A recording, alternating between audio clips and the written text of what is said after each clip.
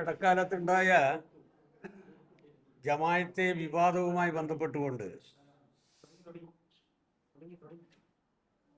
എനിക്കെതിരായി ഒരു വക്കീൽ നോട്ടീസ്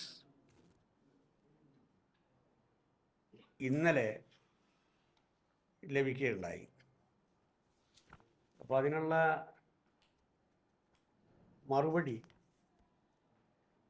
ഒരാഴ്ചക്കുള്ളിൽ കൊടുക്കണം. മാത്രമല്ല, വക്കീൽ നോട്ടീസിൽ സൂചിപ്പിച്ചിട്ടുള്ളത് 1 കോടി രൂപ കോമ്പൻസേഷനാണ്. പിന്നെ നിരുപാധിക മാപ്പും പിന്നെ അനുബന്ധ ചെലവും. അപ്പോൾ ആദ്യമായിട്ട് ഞാൻ പറയുക, അതൊന്നും കൊടുക്കാൻ എനിക്ക് മനസ്സില്ല. അപ്പം അതിൻ്റെ ഭാഗമായി ജയിലിൽ പോകാനാണ് അന്തിമ വിധിയെങ്കിൽ അത് സന്തോഷപൂർവം സ്വീകരിച്ച് ജയിലിൽ പോകും.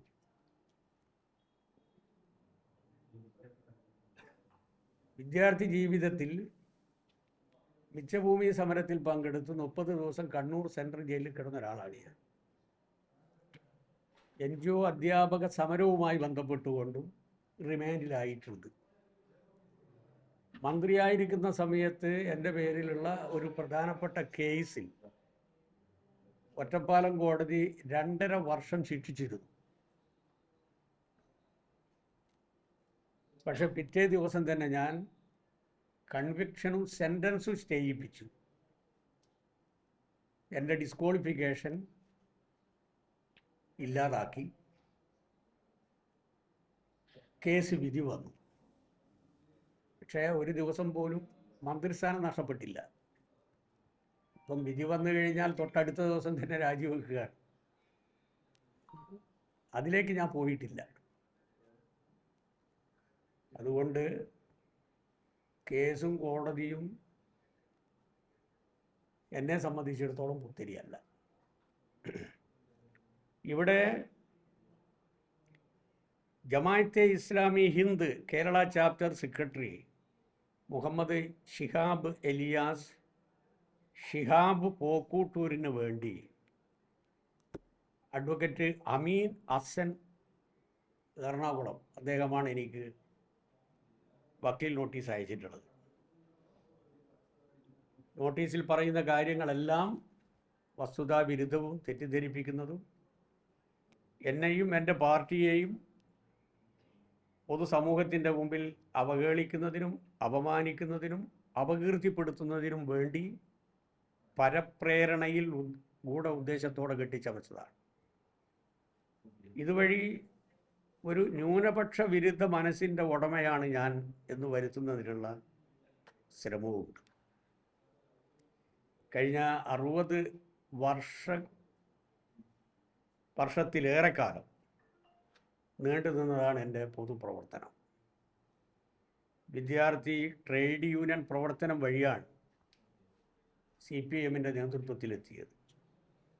അതിൻ്റെ ഇടയിൽ MP, MLA, മന്ത്രി എന്ന നിലയിൽ ഞാൻ നടത്തിയ പ്രവർത്തനം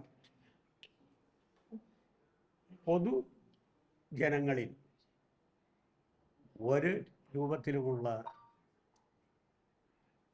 ആക്ഷേപം ഉണ്ടാക്കിയിട്ടില്ല. ആകർഷകമായ ഒരു പ്രൊഫഷണൽ ജീവിതം വേണ്ടെന്ന് വെച്ചാണ് പൊതുപ്രവർത്തനത്തിൽ ഞാൻ ഇറങ്ങിയത്. അങ്ങനെ ഇറങ്ങുന്ന സമയത്ത് സാമ്പത്തികമായി അത്തരം വളരെ മെച്ചപ്പെട്ടൊരു സ്ഥിതിയായിരുന്നില്ല എൻ്റെ കുടുംബജീവിതം. തൊഴിലാളി വർഗ കൂറും പ്രതിബദ്ധതയും എൻ്റെ പാർട്ടിയോടുള്ള വിശ്വാസ്യതയും സംരക്ഷിച്ചുകൊണ്ട് അഴിമതി വിമുക്ത തൊഴിലാളി വർഗ സംസ്കാരം കാത്തു സൂക്ഷിച്ചുകൊണ്ട് ഒരു കമ്മ്യൂണിസ്റ്റുകാരനായി ഇന്നും ഞാൻ ജീവിക്കുകയാണ്. എൻ്റെ കുടുംബജീവിതവും ഇതിനേറെ സഹായിച്ചു. പൊതുജീവിതത്തിൽ ഇന്നേ വരെ മതനിരപേക്ഷതക്കെതിരായിട്ടോ മതന്യൂനപക്ഷ വിരുദ്ധ സമീപനമോ എൻ്റെ ഭാഗത്തു നിന്നുണ്ടായിട്ടില്ലെന്ന് മാത്രമല്ല, മതന്യൂനപക്ഷ സംരക്ഷണവുമായി ബന്ധപ്പെട്ടുകൊണ്ട് ഭൂരിപക്ഷ വർഗീയത ഉയർത്തുന്ന ഫാസിസ്റ്റ് വെല്ലുവിളിക്കെതിരായി ശബ്ദിക്കാൻ പറ്റുന്ന സ്ഥലങ്ങളിലെല്ലാം ശബ്ദിച്ചിട്ടുണ്ട്. ഇത് അവസാനം വരെ ഉണ്ടാവും. ഇതാണ് എൻ്റെ ചരിത്രം. എനിക്കെതിരായി നോട്ടീസ് അയച്ച ജമായത്തെ ഹിന്ദ് അതിൻ്റെ സെക്രട്ടറി അവരുടെ പ്രസ്ഥാനത്തിൻ്റെ നയമെന്താണ്, ലക്ഷ്യമെന്താണ് എന്ന് പ്രഖ്യാപിക്കണം. അത് പൊതുസമൂഹത്തിൻ്റെ മുമ്പിൽ പ്രഖ്യാപിക്കണം. ഈ കത്തിൻ്റെ അകത്ത് ഞാൻ കണ്ടില്ല. ഞാൻ ഇന്ത്യ രാജ്യത്തിൻ്റെ മതേതര ജനാധിപത്യ പരമാധികാര സോഷ്യലിസ്റ്റ് മൂല്യങ്ങളെന്ന ഭരണഘടനാദത്തമായ മൂല്യങ്ങൾ മുറുകെ പിടിക്കുന്ന ഒരാളാണ്. ഇന്ത്യൻ ഭരണഘടന അപ്ഹോൾഡ് ചെയ്യുന്ന ഒരാളാണ് ഞാൻ. അതിൽ പറഞ്ഞ സോഷ്യലിസ്റ്റ് ആശയം തൊഴിലാളി വർഗ രാഷ്ട്രീയം ഉൾക്കൊണ്ടുകൊണ്ട് യാഥാർത്ഥ്യമാക്കുന്നതിന് വേണ്ടി ശ്രമിക്കുന്ന ഒരാളാണ് ഞാൻ.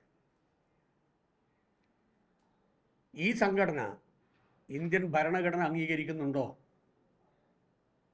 മതനിരപേക്ഷത അംഗീകരിക്കുന്നുണ്ടോ? മറിച്ച് ഒരു മതരാഷ്ട്രവാദമാണോ അവരുടെ ലക്ഷ്യം എന്നതിനെ സംബന്ധിച്ച വ്യക്തത പൊതുസമൂഹത്തിൻ്റെ മുമ്പിൽ ഉണ്ടാക്കി കൊടുത്തതിന് ശേഷമായിരിക്കണം